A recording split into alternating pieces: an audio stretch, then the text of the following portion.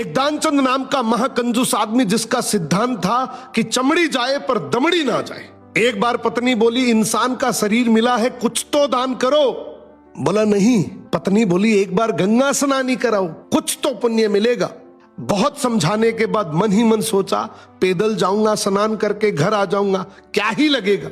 अब वो जैसे ही गंगा में डुबकी लगाने लगा, भगवान ने उसकी परीक्षा लेने के लिए पंडे का रूप धारण करके सामने खड़े हो गए।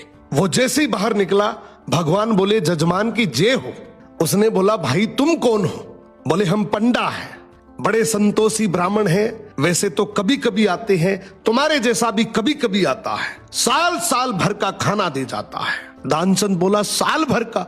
मैं तो नहीं दे सकता। बोले, महीने का ही दे दो। उसने बोला, मैं तो एक दिन का भी नहीं दे सकता। भगवान बोले, कुछ तो देना पड़ेगा। उसने बोला, चलो एक धेला दे दूंगा। भगवान बोले, चल तू धेला ही दे। बोला, वो भी अभी नहीं, उधार ले लो। भगवान बोले, ठीक है।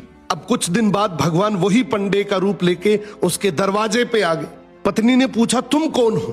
बोले, मेरा उधार लेने आया हूं। पत्नी अंदर जाके बोली, बाहर एक पंडा आया है, कुछ उधार है?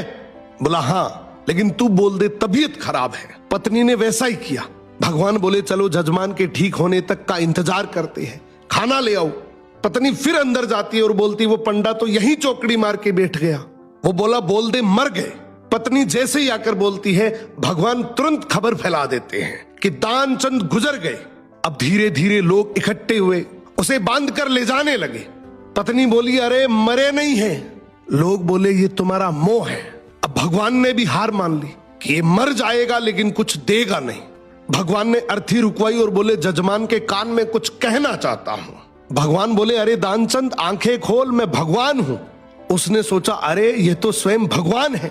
उसने आंखें खोली, सामने वही पंडा। देखकर आंखें फिर बंद कर ली।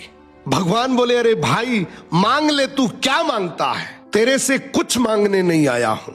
इसने बोला, हमको तो कुछ नहीं चाहिए, बस धेला छोड़ दो। इसी तरीके से बहुत सारे लोग हैं जो मर जाएंगे लेकिन 1 रुपए दान नहीं करेंगे।